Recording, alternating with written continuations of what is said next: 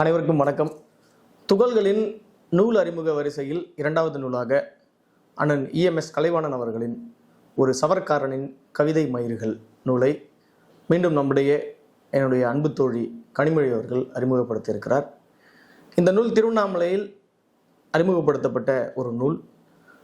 தாமுயகசாவும் தமிழ்நாடு கலை இலக்கிய பெருமன்றமும் இணைந்து ஒரு சவர்க்காரனின் கவிதை மயிர்கள் மற்றும் மீசை என்பது வெறும் மயிர் என்கிற இரண்டு நூல்களை அறிமுகப்படுத்தினோம். அந்த வகையிலே இந்த நூல் எங்களுக்கு நெருக்கமான ஒன்று. அதை நம்மிடையே கனிமொழி அவர்கள் தற்போது அறிமுகப்படுத்தி பேசுவார். நன்றி. இடமே மாறி இருக்குல்ல, எதுக்குன்னு பார்க்குறீங்களா? நீங்கள் கேட்குறது எனக்கு புரியுது. ஏன்னா புத்தகம் அப்படியாப்பட்ட புத்தகம். இந்த புத்தகத்தை இங்கே இருந்து நம்ம வாசிப்பு அனுபவம் சொன்னால் ரொம்ப சிறப்பாக இருக்கும் அப்படின்னு முடிவு பண்ணி நாங்கள் இந்த இடத்துக்கு வந்திருக்கோம். புத்தகத்தினுடைய பெயர் ஒரு சவரக்காரனின் கவிதை மயிர்கள். இந்த புத்தகத்துக்கும் திருவண்ணாமலைக்கும் ஒரு நெருங்கிய தொடர்புண்டு. என்ன அப்படின்னு பார்த்தீங்கன்னா, கலை இலக்கிய பெருமன்றம் மற்றும் முற்போக்கு எழுத்தாளர்கள் சங்கம் சேர்ந்து இரண்டு மயிர் புத்தகங்களின் வெளியீட்டு விழா அப்படின்னு ஒரு நிகழ்வு நடந்துச்சு.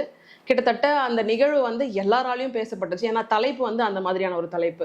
இந்த புத்தகத்தினுடைய சேர்ந்து ஆதவன் திச்சன்யாவுடைய மீசை என்பது வெறும் மயிர் அந்த ரெண்டு புத்தகத்தினுடைய அறிமுக விழாவும் திருவண்ணாமலையில் நடந்தது. அதனால திருவண்ணாமலைக்கும் இந்த புத்தகத்துக்கும் ஒரு நெருங்கிய தொடர்பு உண்டு. சரி, இப்போ புத்தகத்துக்குள்ள போகலாம் வாங்க. இந்த புத்தகம் எதை பத்தி பேசுது அப்படின்னு உங்களுக்கு தெரிஞ்சிருக்கும். எடுத்த உடனே அண்ணன் கலைவாணன் EMS கலைவாணன் அவர்கள் எடுத்த உடனே முதல்ல என்ன போட்டிருப்பாரு அப்படின்னு பார்த்தீங்கன்னா, சிறைக்க போக வேண்டியதுதானே, இல்லை ஒரு மயிரும் பிடுங்க முடியாது, நீ வழிச்சது போதும், இவன் பெரிய மயிராண்டி, மயிரை பிடுங்கின கதை, அந்த மயிரெலாம் எனக்கு தெரியும், இப்படி சம்மந்தமே இல்லாமல் வாயை திறந்தா ஏம்பல எல்லாத்துக்கும் எங்களை இழுக்கிறீங்க மொட்டை பயலுகளா அப்படின்னு ஆரம்பிச்சிருப்பாரு. இப்போ இந்த கவிதை தொகுப்பு பூராவும் எதை பற்றி பேசுது அப்படின்னு பார்த்தீங்கன்னா, நாவிதர்களை பற்றின ஒரு கவிதை தொகுப்பு. நாவிதர்களோட சமூகத்தை பற்றின, அவங்க சமூகம் எப்படி ஒடுக்கப்பட்டது, எப்படி அவங்க சமூகம் அழிந்து போனது அப்படிங்கிறத பற்றின முழு விவரமும் இவரோட கவிதைகளை நம்மளால தெரிஞ்சுக்க முடியுது. நாவிதர்கள் அப்படின்னா என்ன அப்படின்னு பார்த்தீங்கன்னா, பண்டிதன், முண்டிதன், இங்கிதன், சங்கிதன், நால்விதன், தெரிந்தவனே நாவிதன் அப்படின்னு முதல்ல விளக்கம் கொடுத்துட்டு இருப்பார். அதாவது பண்டுவமும் தெரிஞ்சிருக்கணும், மருத்துவமும் தெரிஞ்சிருக்கணும், சவரம், அழகு கலை, சடங்குகள், முறைகள், இசைகள், கலைகள் அப்படின்னு இது எல்லாத்தையும் நாலு விதமான கலைகளையும் கற்று வச்சுக்கிட்டு இருக்கவர் தான், நாளும் தெரிஞ்சவன் தான் நாவிதன் அப்படின்னு சொல்லுவாங்க. ஆனால் இன்னைக்கு நாவிதர் சமூகம் எப்படி இருக்கு அப்படின்னு பார்த்தீங்கன்னா, வெறும் முடிவெற்ற சமூகமாக மட்டும்தான் நம்ம பார்த்துக்கிட்டு இருக்கோம். ஆனால் நம் முன்னோர்கள் காலத்தில் எப்படி இருந்திருக்கு அப்படின்னு பார்த்தீங்கன்னா, நம்மளுடைய பிறப்பிலிருந்து இறப்பு வரை அவங்க இல்லாமல் நம்ம எந்த சடங்கு சம்பிரதாயமும் நம்ம செஞ்சது கிடையாது. அது இந்த புத்தகத்தின் மூலமா தெரியாதவங்களுக்கு கூட நமக்கு தெரிய வருது. அவருடைய நிறைய கவிதைகள் என்னை பார்த்து இந்த கேள்வியை கேட்குறீங்களேடா, நான் தானடா உங்களை சரியா வச்சிருக்கேன், உங்களை அழகா வச்சிருக்கேன், ஆனா என்னை பார்த்து நீங்க ஒடுக்கப்பட்டவன், இவன் தொட்டா தீட்டு அப்படின்னு சொல்றீங்கன்னு நம்மள ஒரு கவிதையும் நம்மள சவுக்கால் அடிச்சுக்கிட்டே இருக்கும். அவருடைய கவிதைகள், ஒரு கவிதையை படிச்சிட்டிங்கன்னா நீங்க அந்த கேள்விக்கு பதில் உங்களால சொல்லவே முடியாது. அந்த மாதிரியான கவிதைகள்லாம் நிறைய இந்த புத்தகத்துல இருக்கு. அப்படியான என்னை ஈர்த்த நிறைய கவிதைகள் இதுல இருக்கு. அதுல சில கவிதைகளை மட்டும் உங்களோட பகிர்ந்துக்கணும்னு ஆசைப்படுறேன். அவரோட சின்ன வயசுல இந்த சம்பவம் நடக்கிறதா சொல்லியிருப்பாரு. தொட்டிலில் கிடக்கும் என்னை சலூனில் வேலை முடித்து வந்த அப்பா முத்தமிட்ட கண்ணப்பரப்பில் 2-3 வெள்ளை முடிகள் ஒட்டி இருக்கின்றன, எந்த ஜாதிக்காரனின் அழுக்கு மயிரோ அப்படின்னு சொல்லியிருப்பாரு. இப்போ நம்ம வீடுகளில் பார்த்தீங்கன்னா இப்போ வரைக்குமே நடந்துகிட்டு இருக்க ஒரு பெரிய விஷயம் என்ன அப்படின்னு பார்த்தீங்கன்னா, பார்பர் ஷாப்புக்கு போயிட்டு வராங்க அப்படின்னா உடனே குளிச்சுட்டு தான் வீட்டுக்கு வரணும் அப்படின்னு ஒரு விஷயம் இருக்குது. நம்ம என்ன நினைக்கிறோம் அப்படின்னா, நம்ம மேலே அழுக்கு இருக்குது, அதை துடைக்கணும் அப்படின்றதான் இருக்கும். ஆனால் அவங்களுடைய பார்வை எப்படியாப்பட்டதா இருக்குது அப்படின்னு பார்த்தீங்கன்னா, இந்த கவிதையில் நமக்கு அப்படியே செருப்பால் அடித்த மாதிரி ஒரு ஃபீல் இருக்கும்.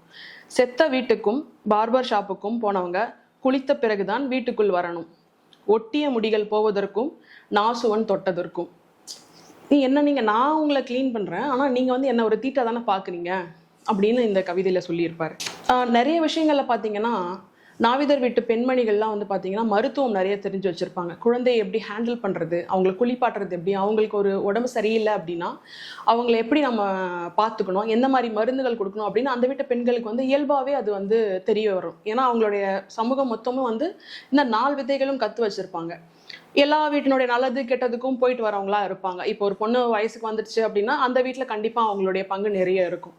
அந்த மாதிரி ஒரு கவிதை இதில் எழுதியிருப்பாரு. அடுத்த தெருவில் சுசீலா அக்கா மக சமைஞ்சதுக்கு போய் பச்சரிசி, கருப்பட்டி, தேங்காய் சுக்கு, ஏலக்காய் சேர்த்து போட்டு இடித்து மாவுருண்டை செஞ்சு அந்த குட்டிக பழைய தூம துணியை தூர போட்டு தலைக்கு தண்ணி ஊற்றி புது துணி கட்டி விட்டு வெத்தலைப்பழமும் சீனியும் வாரவளுக்கு கொடுத்து திரண்டவளுக்கு கொடுக்க உளுந்து முட்டை, ஏத்தம்பழம், நல்லெண்ணெய் வாங்கிட்டு வர சொல்லி சாணப்பால், தேங்காய்ப்பால், கடலு தண்ணி எல்லாம் வீட்டை சுற்றி தெளித்து நாசுவத்தி செய்க எல்லா திட்டுகளையும் கழிச்சிட்டு வந்தா அம்மா. இப்படி மற்றவங்க வீட்டுக்கு போய் எல்லாமே செஞ்சுட்டு வந்திருக்காங்க அம்மா. ஆனால் அக்கா பிராயத்துக்கு வந்ததை யார்கிட்டையும் சொல்லலை. இது எப்படியான மனநிலையை வந்து அவர் எழுதியிருப்பார் அப்படிங்கிறது என்னால் ஊகிக்கவே முடியல. அப்போது எல்லா வீட்லேயும் நம்ம தேவையாக இருக்கும், ஆனால் நம்ம வீட்டில் ஒரு நல்லது கெட்டது நடக்குதுன்னும் போது நம்ம யார்கிட்டையும் சொல்ல முடியல அப்படின்னு ரொம்ப ஆத்மார்த்தமாக இதை எழுதியிருப்பார். இதில் எனக்கு வந்து அவருடைய என்னை இப்படி ஒடுக்கிட்டே இருக்கீங்களேடா, நான் எப்படி வந்து நான் வெளியில் வர்றது அப்படின்னு கேட்குற அந்த ஒரு கவிதை இருக்கு இல்லையா, அந்த கவிதையை வந்து நம்மளால் எதுவுமே பண்ண முடியாது. எழுதி வச்சுட்டு அதுக்கப்புறமா அதை படிக்கிறவங்களுக்கும் அந்த ஒரு தாக்கம் ஏற்படுத்திக்கிட்டே இருக்கும்.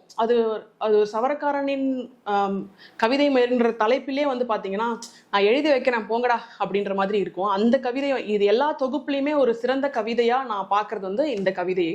அதை சொல்கிறேன் பாருங்க. சபரிமலை போயிற்று சப்பி போட்ட பனங்கொட்டை மாதிரி தலைமுடியும் தாடியுமா வந்த தங்கப்பன் நாயரை. அவர் சபரிமலைக்கு போயிட்டு வந்திருக்கிறாரு. வரணும்னு சொல்லி பல்லு காட்டி சேரில் இருத்தி முன்னால் கொஞ்சம் முடிவிட்டு சடையெல்லாம் பொடியாக வெட்டி சவரம் பண்ணி மீசை செதுக்கி மூக்கு காது முடிவெட்டி முகத்தில் தண்ணி அடித்து சீனாக்காரம் தடவி குட்டிக்குரா பவுடரும் ஸ்னோவும் போட்டு எழுப்பி நிறுத்தி அக்குளும் வழித்த பிறகு அவர் சுருட்டி கொடுத்த 5 ரூபா அப்பா முதுகு வளைஞ்சி வாங்கும்போது ராஜராஜ சோழன் சிலையை செய்தவன் பிச்சு எடுத்தது போல இருந்தது. இதை விட ஒருத்தன் வந்து செருப்பால் அடிக்க முடியாது, அந்த மாதிரி இந்த கவிதை இருந்தது. நான் இருக்கிறதுலே அதான் சொன்ன மாதிரி இந்த கவிதை தொகுப்புலே நான் வந்து ரொம்ப அவர் எவ்வளோக்கு எவ்வளோ அவருடைய வலியை வந்து வெளியே சொல்ல முடியுமோ அதை வந்து சூப்பராக இதில் சொல்லியிருப்பார். அதே மாதிரி இவங்களுடைய முன்னோர்கள் வந்து எப்படி இருந்தாங்க அப்படிங்கிறதுக்கான குலசாமி ஒருத்தவங்களுக்கும் ஒரு குலசாமி இருந்துச்சு. இப்போ வந்து எங்கள் அம்மாவுக்கு என்ன குலசாமின்னு எனக்கு தெரியல, எங்கள் அக்காவுக்கு என்ன குலசாமின்னு எனக்கு தெரியல, அப்படியே எங்களுடைய இனம் வந்து அழிஞ்சிக்கிட்டே இருக்கு அப்படிங்கிறதையும் இந்த கவிதையில் சொல்லியிருப்பாரு. அம்மை கும்பிடுகுது தானும் அலையனை, அக்காவுக்கு முருகனும், தங்கச்சிக்கு காஞ்சி காமாட்சியும், மகளை கட்டு கொடுத்த வீட்டில் உன்னி கண்ணனை உருட்டி பூ போட்டு கும்பிடுகாலுங்க. சித்தப்பா மாரெல்லாம் சபரிமலை சாமி கோஷங்க. எனக்கு பிடிச்ச சாமி கத்திரி அம்மை கத்தி மாட. சொந்தக்காரனுங்க எல்லாவனுக்கிட்டையும் கேட்டு பார்த்துட்டேன், ஒருத்தனுக்கும் தெரியல குலசாமி யாருன்னு. அவங்கவுங்களுக்கு பிடிச்ச சாமி தான் நாங்கள் கும்பிட்டுக்கிட்டு இருக்கோம், ஆனால் எங்களோட குலசாமி என்னன்னு எங்களுக்கே தெரியல அப்படின்னு சொல்லியிருப்பாரு. அதே மாதிரி நம்மளுடைய இந்த சமூக கட்டமைப்பில் வந்து பார்த்திங்கன்னா இவங்க இப்படி தான் இருப்பாங்க அப்படின்னு நமக்குள்ளேயே ஒரு கட்டமைப்பு கட்டி வச்சுருப்போம். ஸோ இவங்க நாசுதன் வீடு இப்படி தான் இருக்கும் அப்படின்னு ஒரு மண்டைக்குள்ளே நமக்கு ஒரு கட்டமைப்பு வச்சுருக்கோம். அதுக்கும் ஒரு கவிதை எழுதியிருப்பார்.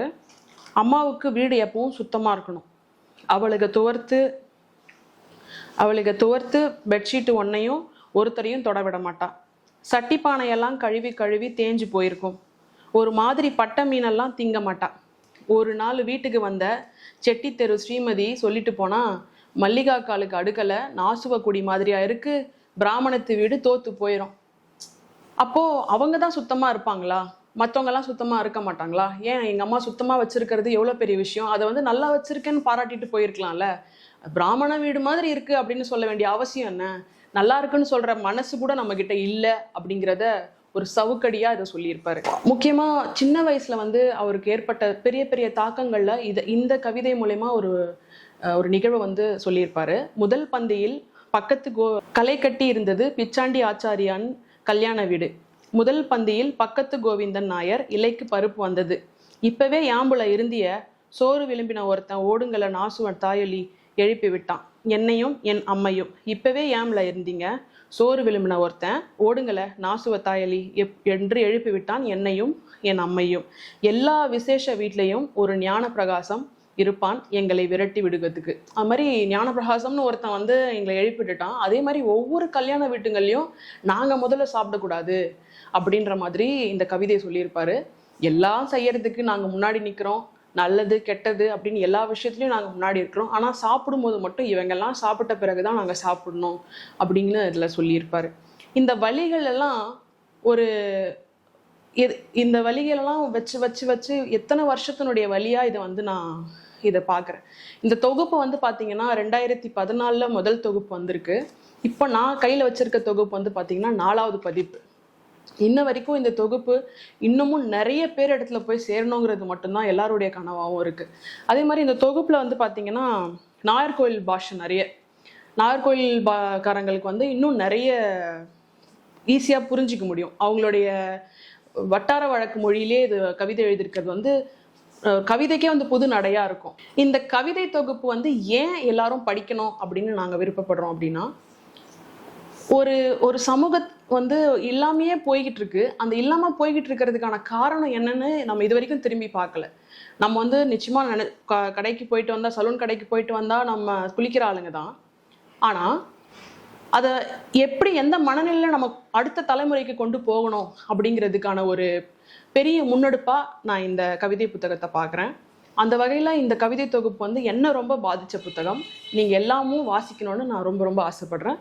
மீண்டும் ஒரு நல்ல புத்தக அறிமுகத்தோடு உங்களை சந்திக்கிறேன். நன்றி, வணக்கம்.